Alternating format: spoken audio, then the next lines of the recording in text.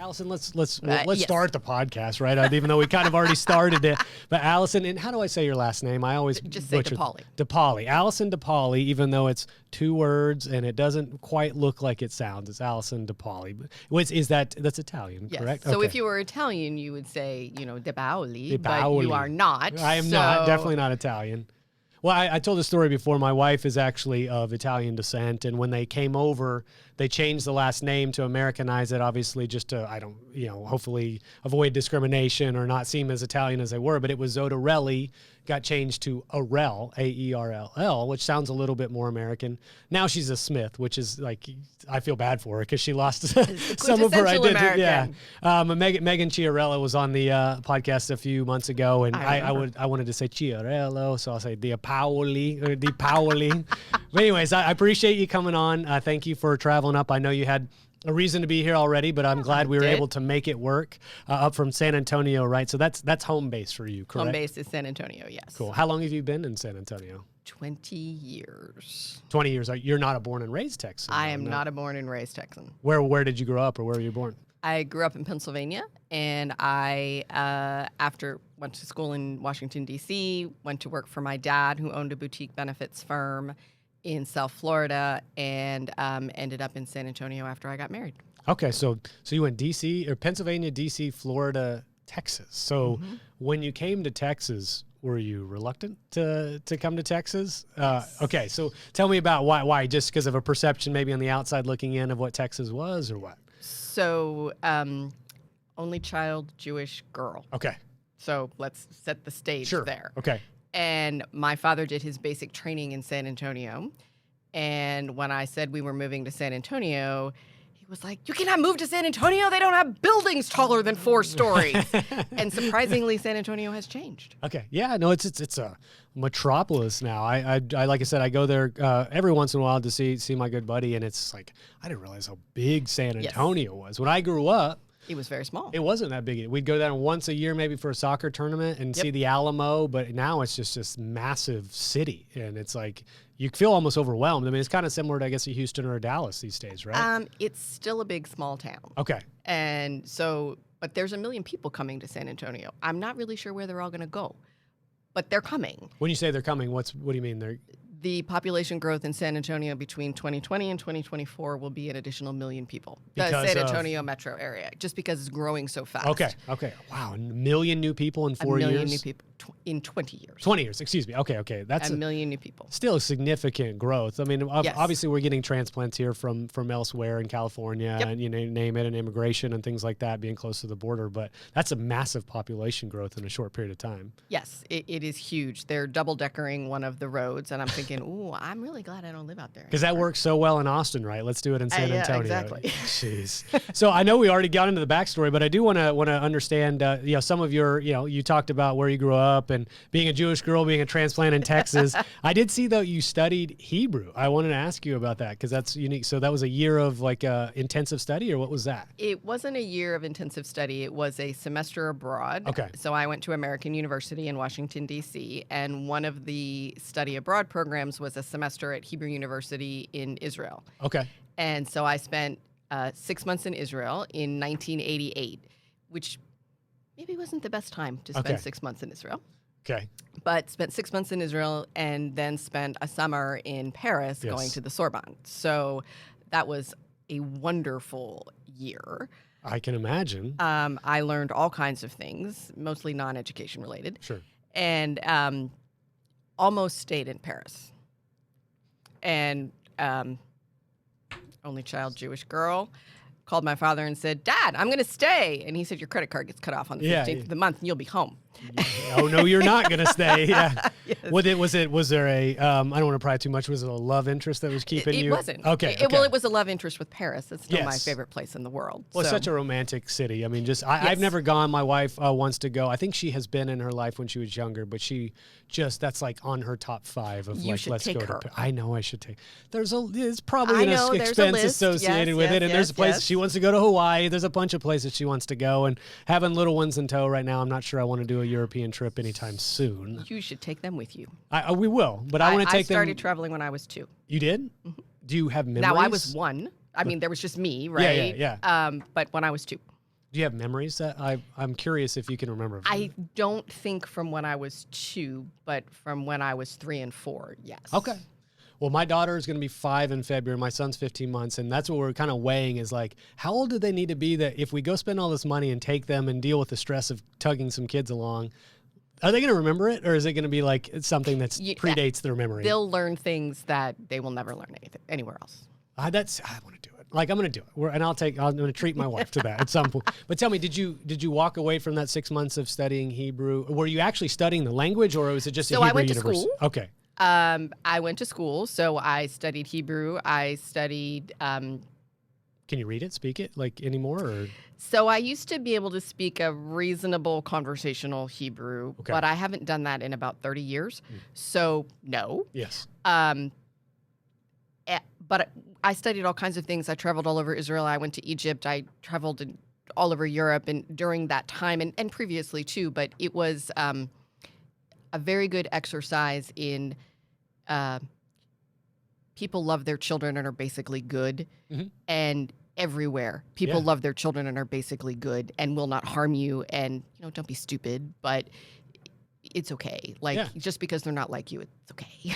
Well, that's cool. I mean, I've had not a chance to study abroad, but I've had some soccer travel that took me to England and Italy and stopped in Belgium. I think we had played a German team. I mean, so you got some exposure. Yes. Obviously, it's all revolved around the game. I didn't have a semester over there or anything like that. But you get a good sense of it, No, and right? it was great. It's just like as a kid, you're just wide-eyed and cultural differences, driving on the different side of the road, different language, trying to navigate, like a train, things like that, things that we don't get to do much here that, you just go, wow, this is amazing to see something completely different than I'm accustomed to. So I love that. And I'm sure you did as well.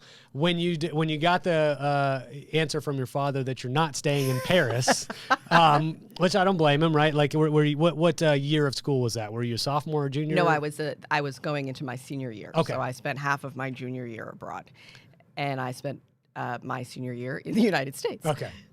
Fair enough. If you were going to stay in Paris, what did you think you were going to do? Like, did you have an idea of what you would make a life of yourself there? I would have gone back to school. Okay. I would have learned to speak actual French rather than conversational French. And I don't know what I would have done. And maybe I wouldn't have stayed forever, but it is quite a charming place. I can believe that. So you come back, you finish out your studies. Yep. What was your degree in? I forget. My degree was in international relations. Okay. And did you have this idea, having grown up with a father in a boutique agency, that you wanted to be in benefits? No. Okay. My father is a serial entrepreneur. So when I was little, he built modular homes, and he was in the real estate business and the retail business, and he was a serial entrepreneur. So employee benefits was something he came to later in life and is what he retired from. I see. So I graduated from college in a not great economy, and I ended up working at an insurance agency, and then I went home and worked for my parents for a while and then moved to Texas. Okay. And so I saw, kind of career-wise, financial services, it looked like insurance, a kind of a combination of those things. Yeah. Employee benefits is really what it is. So, what was your first experience with it, and exposure to it? Did you enjoy it, or was it just a job? Tell me about that. I think it was just a job for a little bit, but we did self-funding 30 years ago, really? Right? Okay. So that's what I learned. And it was like, there's fully insured stuff over here. And then there was self-funding where you manage the risk and you could do this and you could do that. And, I remember taking phone calls from employers who were like, hey, we want to do this. You think we can do that? Oh, yeah, we can do that. Okay. Yeah. And there was an analysis and a calculation and making changes and adding things that had real impact to people. Mm-hmm. And as I worked for my parents for about 8 years. And during that time is when fully insured, for many reasons, became more predominant. So our cases were moving to fully insured. Okay. And when I moved to Texas, I thought, well, I don't know anybody here, and I don't like this, so I'm not going to do it. Okay. And I ended up in the voluntary space because I could come and go as I pleased.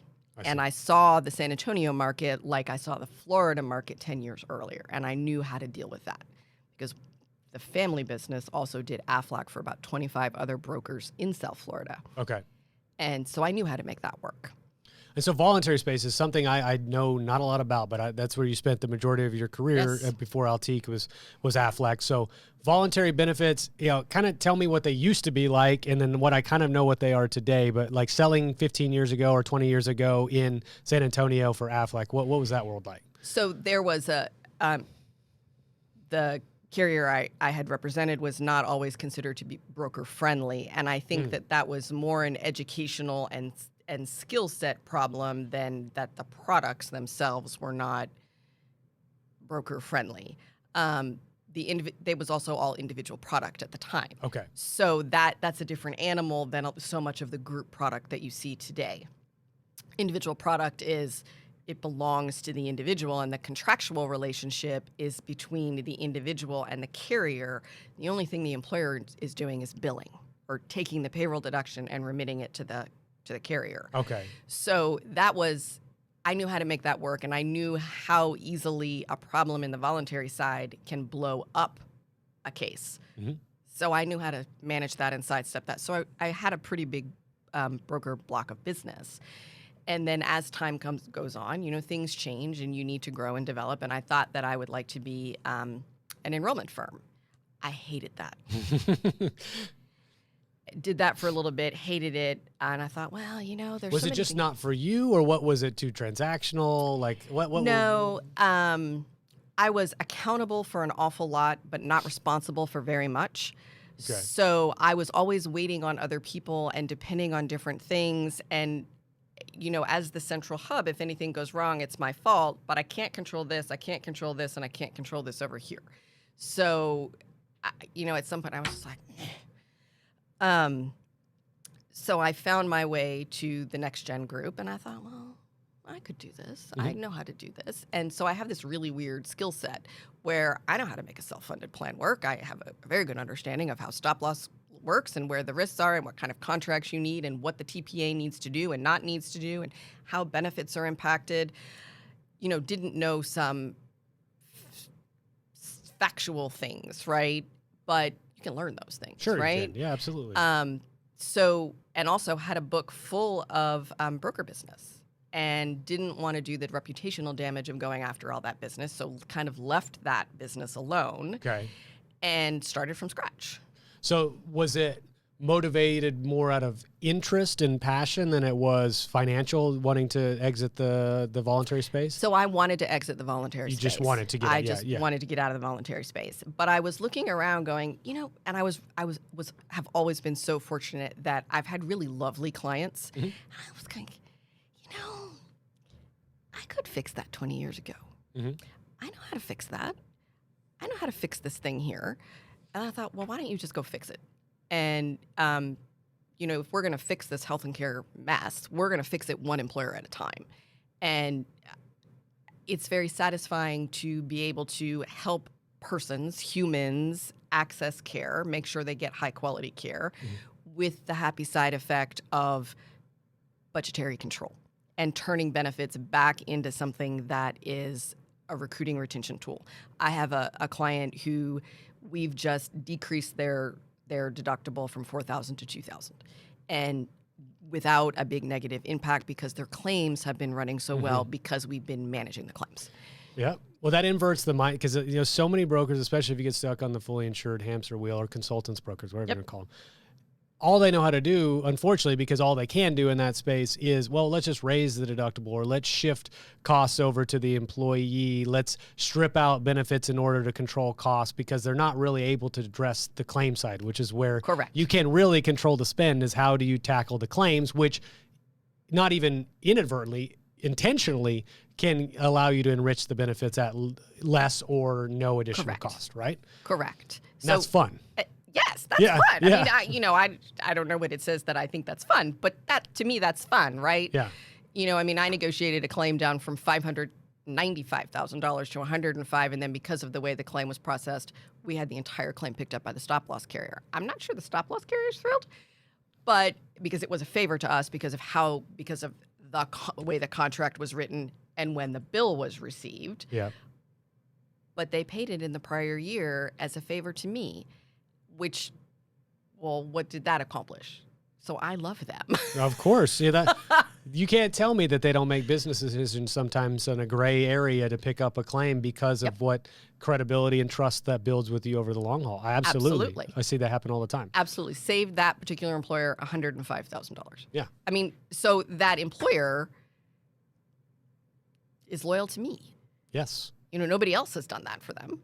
Well, and there's an expectation the stop loss carrier is you're going to give them favorability in the future, right? And I have. Yeah, and you should. Like, that's what a relationship. Yes. That's what I think I always got stressed out is when stop loss gets commoditized, especially when I was in the GA space. Unfortunately, sometimes you had to rate shop and you had to try to be competitive, but it gets commoditized so much that it strips out the relation aspect of, hey, they're picking up your risk. The risk that they have on their plate potentially is infinite, right? Mm-hmm. So like you have to understand that if there's not a partnership created there, then why should they do something for you as an employer if you're just going to pick up and run the next renewal because they're 2 points higher than their competition? So I think it's a two-way street. I'm happy to hear that you guys were able to come to an amenable solution that benefits everybody, and I think they'll benefit as well. And they have benefited. Yeah. And and I also try not to take advantage of that, right? Like contracts are contracts, and you do, Well, so it sounds like though, in order to get back in the space, and I want to talk about the genesis of Altiqe, how it was started. I am saying Altiqe correctly, right? Okay. So, but you had built enough cachet from what you were able to do, your relationships you forged over a decade and a half. So like that's a really good position to be in as an entrepreneur. Is that if I go start something on my own, I have a pretty good sense that there's quite a few people that are going to follow me, right?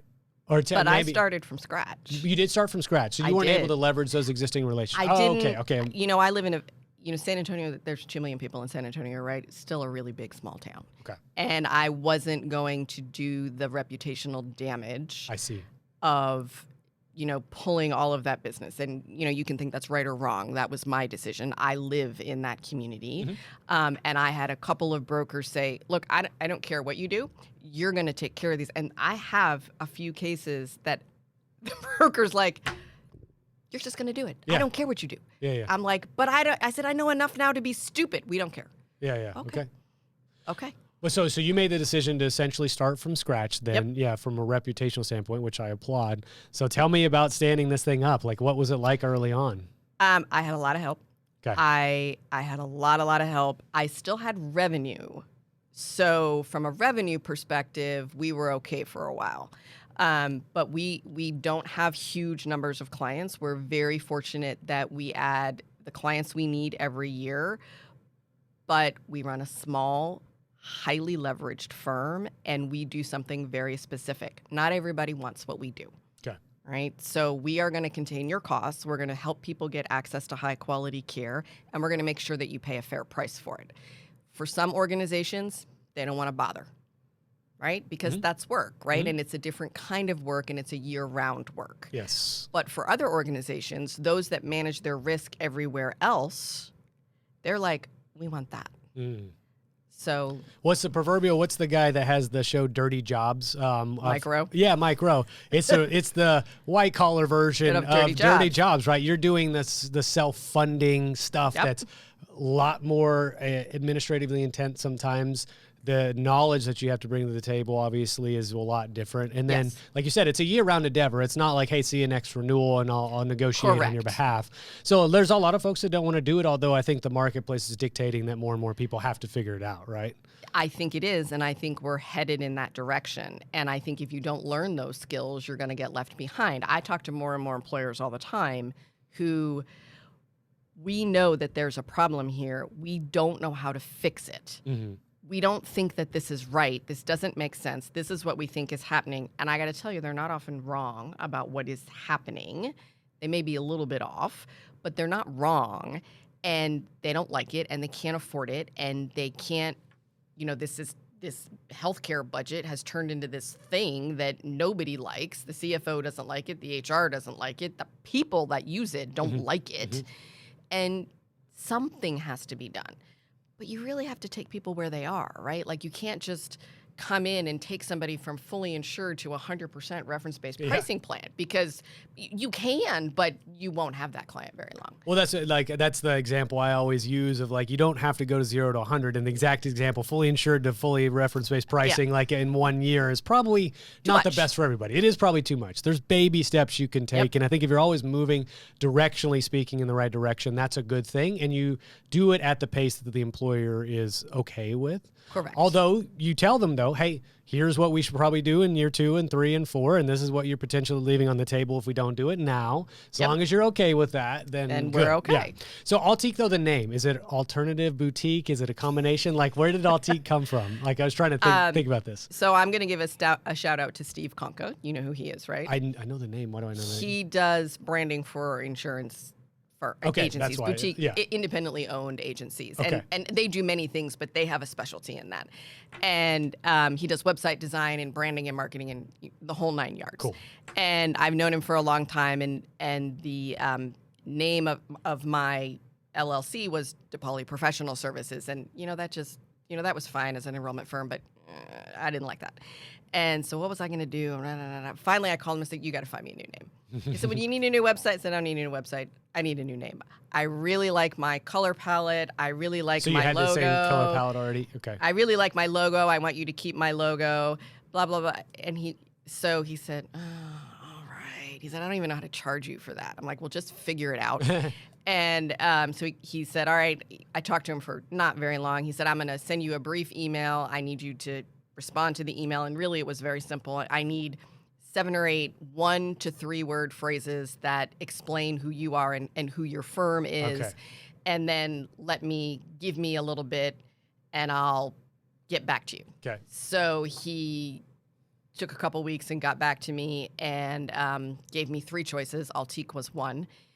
And I said, how did you come up with that? And he gave me this whole long song and dance story. And I was like, okay, I'm taking that one. He said, but I'm sorry, I have to change your logo too, because your old logo is DP. It was like kind of a chain bracelet looking thing, which was very suitable. And he said, so we're going to change your logo too. And he said, so here's your new logo. I was like, okay. So you weren't resistant. Like, it sounds like he was probably worried you were going to not like it. Okay. So Altiqe, I mean, it's a cool name. I was thinking alt boutique. Like, when I saw it. Yeah. I saw alternative and boutique, and that is exactly what we are. And that's the first thing that came to mind. Yep. So kudos to him for coming up with something that's appropriate, right? And it makes sense for what you do. But, like, as you're starting this business, as you're kind of figuring out how to go from the voluntary space to this, what you want to do, which is a self-funded, really unique boutique style, I'm sure there's some lessons learned, right? There's some things that didn't go so well early on, or mistakes, failures, whatever you want to call them. I'm sure you learned from them. But tell me if you have any stories you might want to share of like a good lesson learned running a business. So the biggest lesson I have learned is that you really have to take people where they are. I'm one of these people. Change. And apparently not all people are like this. Yes. And a lot of people are not like that. We found that out ourselves. So yeah, totally get that. So had to really step back and say, okay, we've had a long conversation about where you want to go. Now let's talk about how long it's going to take you to get here. So while I am an advisor and I do have my own book of business, I also do some consulting. Okay. And I have a consulting client in San Antonio. They've been my client for about 4 years. And I'm like, we're going to do this, and we're going to do that, and we're going to do this, and we're going to do that. It took me 3 years to get them away from their carrier. Okay. Yeah. I'm like, And we were set to go in for January 1 of 2021. And they were like, we cannot. We have tortured people. Mm-hmm. We cannot. Mm-hmm. This year, we have gotten them from their ASO contract to something that we can get a little bit better data. Okay. And we have gotten them to a reasonable PBM. But I had many conversations. And like many employers, they are terrified of changing their network. Terrified.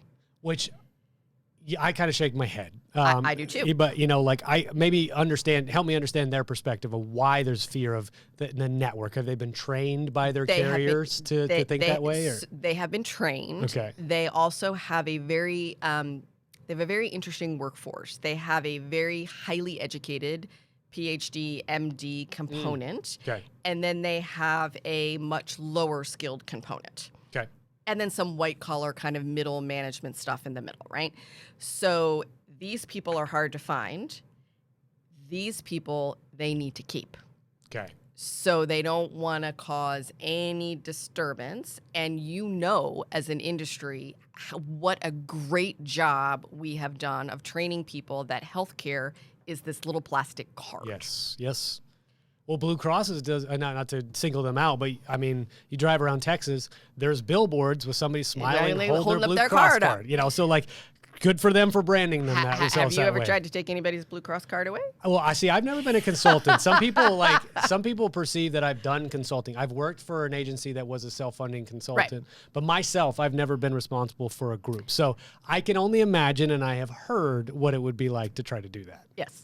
So, and I don't mean to criticize Blue Cross. No, I mean, neither do I. Yeah. But that, you know, that if you want that arrangement, they do a very good job. And if you want something different, that's not the place for you. Mm-hmm. So I think as an employer, you need to decide, what do you want? I mean, there is no perfect thing, right? So what set of problems do you want to have? Yep. And so when you're walking a group through these decision-making processes, like, tell me kind of what their mindset is like, because you're presumably offering some fairly, to them, radical ideas versus maybe what they've been presented in the past. Yes. So are you doing a lot of assurance at that point that it's going to work, or tell me their mindset? I do a lot of assurance that it's going to work, and I am a very big believer in one step at a time, maybe two. Now, having said that, I have a client that I just made about 5 steps with, but that's their nature. Yep.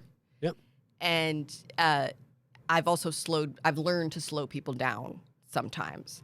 I did also have a very interesting conversation with somebody and got a little aggravated, and I was like, I don't give a flip what your discount is. I want to know what the price is. Yeah. And the CFO was like,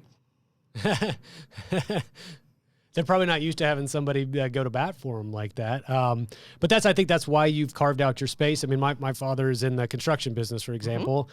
He couldn't work for anybody else. He got to the point where he couldn't work for anybody else because he wanted to do it his way. And he will be the first to tell you that his way sometimes is not everybody else's way, and he's ruffled some feathers. And that's okay. And he lives with that, right? He lives with the results of that. Not everybody likes him, and that's okay. But you also go, all right, what do I want to be and what do I want to do? And if I don't want to be everything to everyone, I want to be a lot of things to a fewer amount of people, then I'm going to be that because that's who I am. And the authenticity of that, I think, is why you get and keep clients, right? I think so. And I think as somebody who either owns a business or if you work for an agency, the individual person cannot be all things to all people because then you're nothing to no one. And that's a hard lesson to learn. And that's a hard lesson to learn when you need to grow your business and somebody is dropped in front of you who may not be the right client.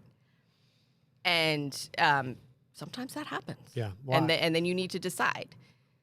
I've experienced that myself here at PlanSite, unfortunately, which is like you want to sell to everybody, right? Especially we're trying to grow this thing. And you're going, that one's not even going to work. They're wanting a contract. And I'm like, I got to find a way to make like it not work right now because it's not going to be good for us, which means it's not going to be good for them. Yeah. And so like, it's hard to say no sometimes to a sale when you're motivated by that, but it also, you go, all right, well, the result of that sale is I can't support it appropriately. I'm not right for them, and or it's going to be a short-term sale because somebody's going to pull the plug. One of us is going to pull out of it at some point. And that's okay, but it's hard to get used to that being okay. You know? And I've also learned that if you really want somebody as a client, tell them that. Yeah. You know, you are a fit for what we do. This is what we can do for you. And be radically honest. Okay. I like that. So you don't think there's too much of honest to a fault? Like, do you think there's a... Okay, well, don't be unkind. Right? No, but I mean like honest to a fault, like being just laying everything out there and being fully transparent. I think there's not enough of that in our industry. I watched for a very long time, being in the voluntary side and having a book that was almost exclusively broker driven. I've been in all of those meetings and I've been in the rooms and I've watched the conversations and I would just be like, oh, yeah, sure, we can do that. No, you really can't do that. Oh, yeah, sure, we can. No, you really can't. Or, yes, you can do that, but there's a consequence, and you're not saying what the consequence is. Yeah, you're not. So painting the full picture. You're not painting the full picture. And, I had a sales manager who would be like, why do you have to tell everybody what's wrong with us first? And I'm like, well, are you complaining? Yeah. But I think that you establish credibility because you're not presenting something as there is nothing that is perfect. Mm-hmm. Mm-hmm. So you're not presenting something that is perfect that it isn't. And you can manage expectations much more effectively. Yeah. I had a client that we had taken over, and we took it over mid-month, and they renewed on the first of the month. And I'm like, and they're like, well, we're going to do that. I'm like, okay, we can do that. And this is going to be sausage making. Yeah. Yeah. And they're like, okay. And then there was a problem. And I said, do you remember what I said about sausage making? And it was like, okay. Yeah, okay. Yeah, you were right. Okay. Yeah, and then we should have listened to you. But I mean, it's. Well, sometimes you can't, right? Yeah. Sometimes it's just going to be sausage making, and Yeah. that's okay. Yeah. Well, I like what you said a minute ago about telling a prospect that they're the right fit. Like I actually had a sale a few months ago where I remembered specifically, saying, you guys are the right profile for us. You, what you do, your size, the number of clients, the blend of fully insured and self-funded, you are an appropriate, I just want you to know, we perceive you as a great fit. So if you're interested in doing business with us, we want to do business with you. And I remember specifically saying that. And then in the moment thinking, should I have said that? Is that appropriate? But it ended up being right. But I think it lets them know that, hey, I'm telling you the truth, and I am pursuing you as a prospect because you are actually a fit for what we do. And that's Correct. a good thing, right? And when you find that marriage of the prospect that ultimately is appropriate, then those are the ones you want to go after, and you want to let them know that they're right. So Yes. I'm gonna echo your sentiment on that. Yes. So let's shift gears a little bit, because you have a podcast of your own that you've recently do. started called Raising the Bar, right? Did I get that correct? So origins of that. Is this the feeling we need to do a podcast? You want to do a podcast? Tell me how that came about. So we have a really wonderful group of clients, and I think when you understand who you are and who you work well with, then you can focus your efforts. And I think that the 100 to 500 life space is incredibly underserved in our industry. Particularly in Texas, there is entirely too much fully insured or ASO business at that size. Mm-hmm. And I talk to people all the time that are terrified about any sort of risk or any, whatever. And I also, as I interact, and most of these businesses are privately owned, and maybe it's the founder, maybe it's the second generation, maybe it's the third generation. So if I come in and look at a budget, right, and look at the plan and look at where kind of the problems are and say, well, we think we can find $50,000 here, or if I can get enough data to do an analysis and say, we found 50, we found 75, we found 300, that's their money. Mm-hmm. That's not the company's money. That's not, a bonus they're going to get. If they want to go buy a Tesla or a boat, they can do that. And if they want to reinvest in their employees, they can do that. Mm-hmm.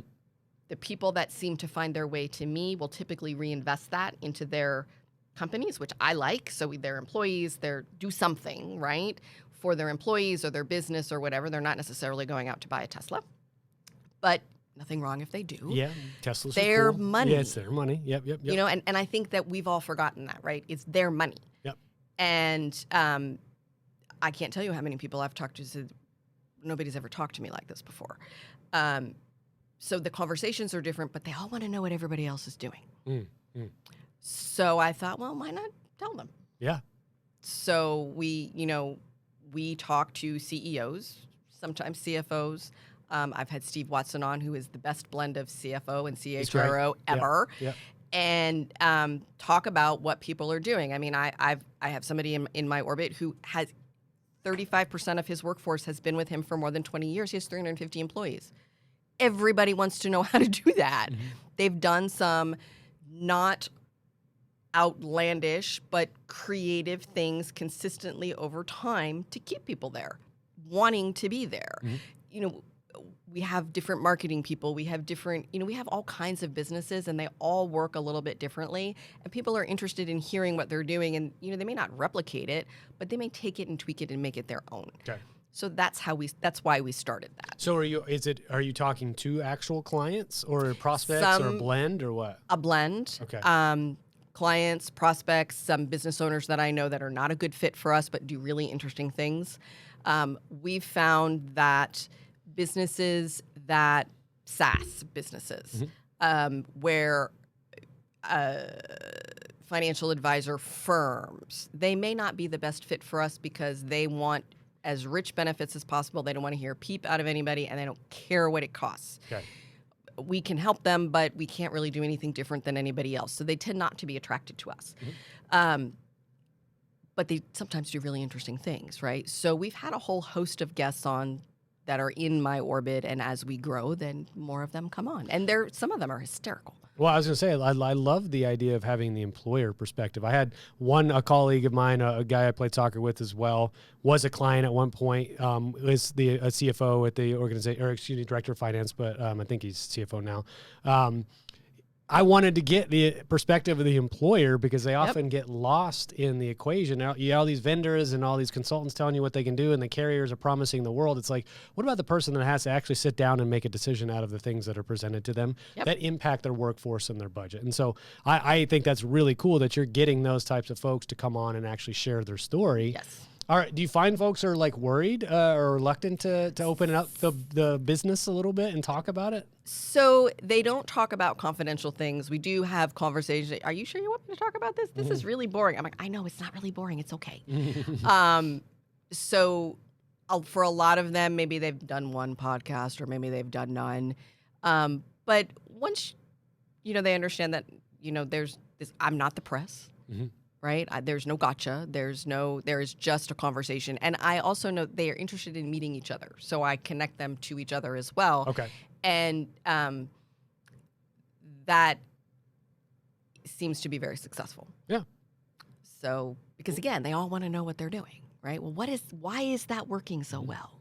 Well, that's one of the things that I find fascinating about the captive space is that there seems to be a camaraderie among folks that are within a captive cell, or whether they're homogenous or heterogeneous captive doesn't matter, but they're willing to share. It's like, hey, you're an employer, you're over here, I'm over here. We don't quite do the same thing sometimes, but hey, what are you doing? Like, what's your best practice, But the captives that work well, they may be homogenous, they may be heterogeneous, right?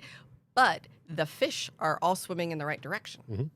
And if the fish are not swimming in the right direction, then this group over here will benefit unduly and this group will be penalized. Exactly. So you have to make sure that, all the fish are swimming in the right direction, that they understand. So that conversation just facilitates that. Well, that's why I like that environment that requires the skin to be in the game. And we're all, you said, swimming the same direction, rowing in the same direction, whatever you want to say. But it's like there's a willingness because of the environment that's set up to share those best practices, which is not always the case. And it sounds like you're able to foster some of that discussion on your podcast as well, which is super cool.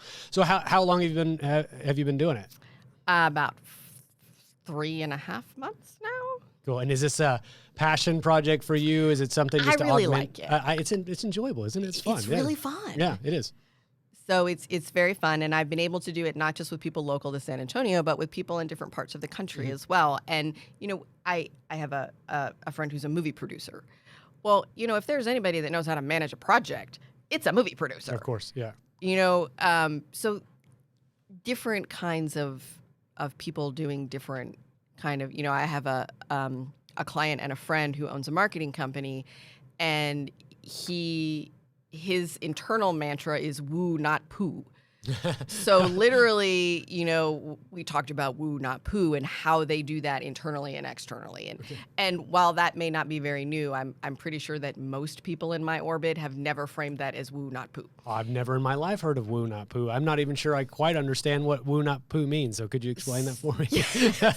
I think it's funny, but I don't know what it means exactly. So it means that you should woo your customer. Okay. You should deliver outstanding results, and you should be concerned about them, and you should also deliver outstanding results to your team, and you should be concerned about your team, and you should show your team that you care about them, and they will then in turn show the clients that you care about them. And that particular firm is very particular about the clients it takes. Okay. And we talked a bit about how important that is, and about how important it is to deal with all of your resources and steward them all appropriately. And your resources are financial, they're relational, they're they're human, they're, whatever they are, and how you kind of manage all of that together. Okay. Well, I like that not only have you done the podcast, but you have your, your kind of, I don't know what you want to say, the other content you do. It's outstanding. And I've drooled over it sometimes of the production quality. I love it. I'm a sucker for that kind of thing. I am too. Is that your TV producer friend that's doing these? No. Okay. That is a lovely young man who would be insulted if I called him that, who I met randomly, who did a video for my own workspace. And I said, I'm thinking about doing this, and I just can't. I've done a few of my own, and I'm not going to release them because I don't like the production quality and blah, blah, blah, blah, blah. So we did about 60 of them. 60? Okay. 60. Jeez. And we batch them, right? Yeah, we do 4 or 5 at a time. And there literally was a studio in my office, and there were cameras, and there were 3 cameras, and there were all of these lights, and there were 3 microphones, and I was mic'd, and I mean, I'm like, well, look, the neighbors were like, what are you doing? Yeah, you shooting a movie over there? What are you doing? Yeah. What are you doing in there? And it's horrifying to watch yourself on camera. I know you know that. You get used to it, though. I can tell you, yes. I've discovered, and I've shared this before, I trained as an actor after college, and I've done the on-camera scene study. I never felt comfortable when I was acting. Yeah. But I do feel comfortable when I'm just being myself on camera. Like, I don't cringe when I see myself just being myself. But there still is a little bit of like, is that what I sound like? Is that what I look like? You see, but once you get over that, you realize it's not that big a deal. So was there a kind of a period of time where you had to get used to it? I had to get used to it. The first, couple of batches were, and but as I got more comfortable with it, so 2 things happened with having somebody come in. The production quality was way better, and I am a stickler for lighting, and so all of those things were taken care of. The sound was good, the lighting was good, the captions were good, the intro, the outro, all the stuff was good, and I had somebody in the room with me, and that made a huge difference. And what made... Were they asking questions off camera? Nope. No. He was just walking around looking at whatever. But I would talk to him. And he'd be checking something, whatever, and I'd say something, and he'd go, and I was like, okay, that's it. Yeah. Right? That's the thing. Yeah. And so that was very helpful to me. And I don't have a huge fan base. I don't whatever, but we use those videos all the time, and they're really good at. We tried to pick like, okay, we're going to explain this thing, and we're going to explain this thing, and people are like, oh, yeah, okay. Well, what I love about it is at the level, and I said I was drooling over the production quality. I knew you had multiple cameras, like, because they were switching angles and stuff like that. But I'm like, this could be a commercial on a national like TV show, right? Like this could play for 30 seconds. It was of that quality. Well, and so thank you. As somebody I will let him know. No, it really was, and it made it stand out to me. And I realized in our space there's the potential, we talked about this before the show, of overproducing something. Obviously, there's a cost associated with it. But for me, when I look at your videos in your nuggets of 60 seconds or 90 seconds, and you want to just clearly explain one thing or drive it towards a longer form of conversation, it absolutely does its job. It causes me to stop and look at and watch. And so that's the whole intent is of this ocean of potential content out there. Is somebody stopping and actually looking at yours? Are they engaging with yours? Is it stimulating a thought or an outreach afterwards? And I presume that's probably the case with your content. And that's why you do it, right? At the end of the day, you're running a business. It's to draw attention to your business, positive attention, and I think it probably does that. And we did that for a little bit over a year, and I think there is something to knowing when you should start something and when you should stop something. Okay. That is not an inexpensive proposition to produce. So, and it was very fairly priced, beyond fairly priced. But we have enough now. Yeah. Well, do you know how many hours you produced to get those 60 some odd segments? So we would spend 3 or 4 hours a batch and shoot 4 or 5 at a time. Okay. So I have a few that we've not released yet. They're basically how to build the perfect health plan. There's 7 of them, and they're short. They're 3 to 4 minutes a piece. but we haven't released those yet. We're going to release those as a kind of a course kind of block thing. And I haven't figured out what to do with that yet. But we shot all of those in one day. But other than that, we shot 4 or 5 at a time, typically 4. And what I noticed is that the ones in the beginning were longer than the ones towards the end. Was that intentional, you think? It wasn't intentional, but I think that as you do that, you get better at framing what you want to say and you get a little bit more concise. Well, you get more concise, and I think I've discovered, as I look at posts and things that I put out in the ether and in LinkedIn and YouTube and stuff, brevity is really, really crucial. Even though some of my best performing videos were those longer form stop loss 8-10 minute videos, nowadays, unless you're teaching something that requires a long form attention span, shorter is absolutely better. And I think shorter, and then drive to something that gives a fuller explanation. Yes. Because you can't explain what we do in 20 or 30 or even a minute or 5, right? You need a little bit longer time frame to give a full picture of what we do, but you have to get somebody engaged with you, right? And that should happen in 30 seconds. I agree with you, and I'm trying to get better at it every day. And again, I think yours are fantastic. I think you do great. Thank you. Thank you. This is, I'm learning in real time, just kind of like you are, I think, a little bit. But I appreciate that our industry is becoming more open and receptive to utilizing that medium. I feel like there's a mindset shift of how to sell, how to prospect. And it's like, why everybody's got, we've got these iPhones right here. Everybody's got one of these in their pocket, and you can shoot 4K video on there. You can get a lav mic for $20 that has a wire on it and sounds pretty darn good for $15-$20. And so it's like, there is no impediment or barrier to entry to start creating content except for your willingness to do so, or your ego, preventing you from doing so. You really just have to get over yourself. Yeah. So I look at some of those old videos and I'm like, oh, okay. Well, you get over yourself, and you also go, well, like, why would anybody listen to me? But it's like, well, why not? Why not do it? What's the worst that's going to happen? Is people ignore it? Maybe. I mean, I don't think it's that big a deal. I used to be a little bit more fearful of putting something out there, and now I kind of know what to do, what not to do, and I'm like, why not? I mean, what's going to happen? I think nobody's going to come eat you. No, nobody's going to eat you. Nobody's going to make fun of you. Maybe silently they might curse your name, but that's okay. And if they don't like you, they don't like you at the end of the day too. But I think if you come to the table with who you are, authentically what you believe, what's wrong with that? I agree with that. And I think you have to be okay with people not liking you, because there are amazingly people that do not like me. And, really, I'm okay with that. Me, maybe, but not you. No, everybody likes you. No. But no, I think it's true. Yeah. You just have to be okay with it. And it's okay. Like other people like you. Get over yourself. Well, and I think Chris Fisher was, talked about, he's just here today. He's like, sometimes that segments the marketplace in a good way. You find the people that really like you and the people that don't like you, rather than this kind of lukewarm response to who you are and what you do, or you're non-memorable is kind of how he positioned it, right? And I think it's better to have that bisection of like people that do and don't like you, but have a feeling either way, rather than just who? Yeah. That's the worst probably outcome, is like the indifference. Yes, I would agree with that as well. So I know you got to get on the road, and I know you got a 5-hour drive ahead of you. So let's wrap you up. We got a few minutes left. Future of industry broadly. We talked about what you've been doing over the last, couple decades of running a business or running through Aflac and doing voluntary stuff.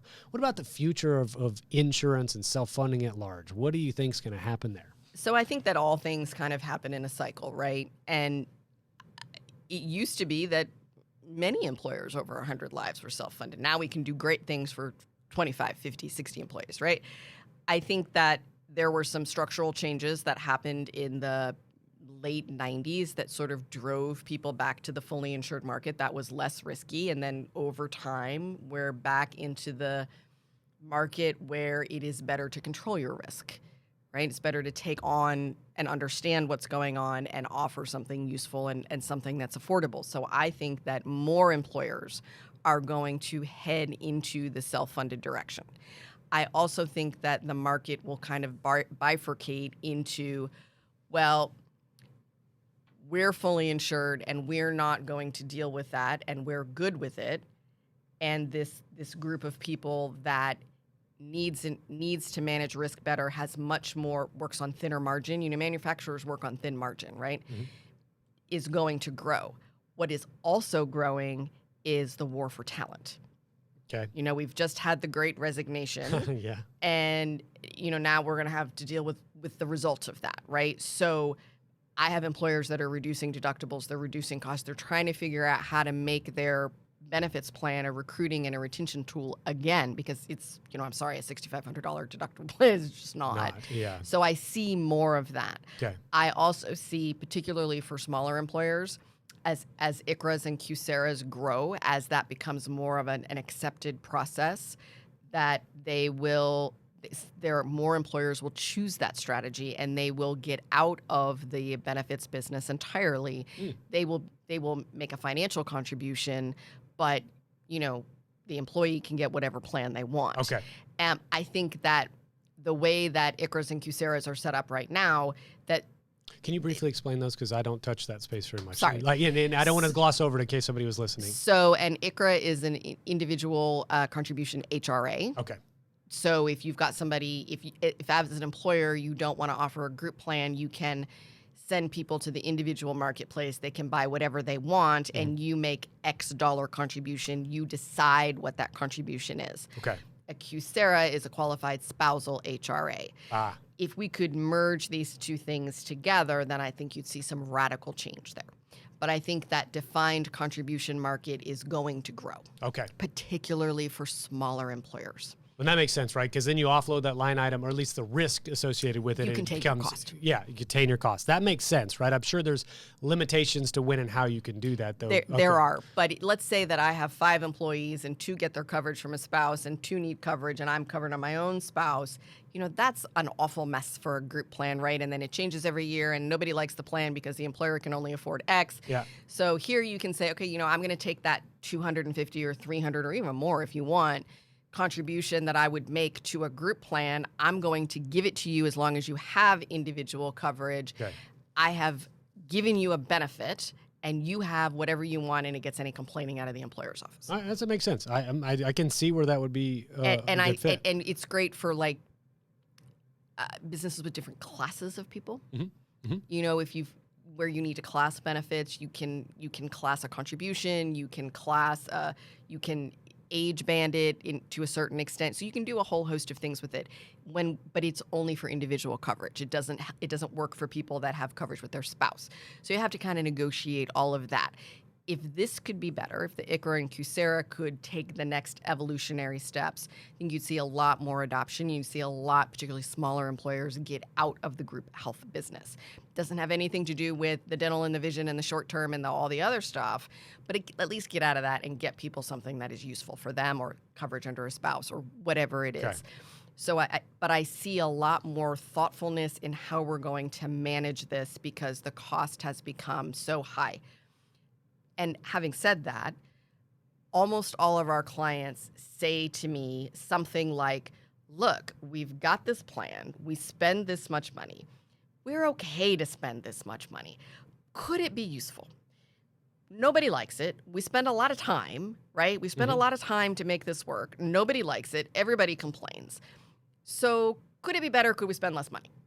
And I think you're going to hear that conversation more as well. And there are more and more tools to do that, but you have to be willing to engage with the tools. Yeah, you have to be willing to engage a consultant that can help you in that space, right? Yes. Too, which obviously, you know, that's where Altiqe would enter the fray. And I like you're the first person to bring up was it the ICHRAs and the QSARAs, what you called it? Yeah, and you know, shame on me for not knowing much about that space. Well, that's not your space. It's not my space, but it's also I appreciate you bringing that to the table as an alternative option for those smaller groups, and that maybe is. I will keep an eye out for that now if I hear it come up in passing, or if I see that becoming more of a prevalent option in some of these smaller groups that we're seeing. Yeah. You know, and I think that the most important thing that I've learned over the time that I've been in the benefits business is that we all seem to have forgotten who the user is. And, you know, users have jobs and users have families and users are as busy as you and I are. And they don't pay attention in an enrollment meeting. And they have 29 other things that they need to do. So you have to communicate with people, one, like they're human beings, right? And 2, on a fairly regular basis. And I think the advisor that kind of does an open enrollment meeting and goes away is going to have a problem, because any of the things that I do cannot be communicated one time. Yeah. They cannot. Well, the advisor that has an open enrollment and goes away might see their clients go away. Yeah, possibly. So last thing, may I ask, what's the best way to get a hold of you if anybody's listening to this and wants to reach out? So I'm on LinkedIn. LinkedIn, yep. And our website is Altiqe, Altiqe. No you. No you. Yep, I learned that when I typed it up. Yeah. .com. And so we're pretty reachable. We spend a lot of time on LinkedIn. Our website has contact form for us, phone numbers, all that kind of good stuff. I'll talk to anybody and help anybody I can.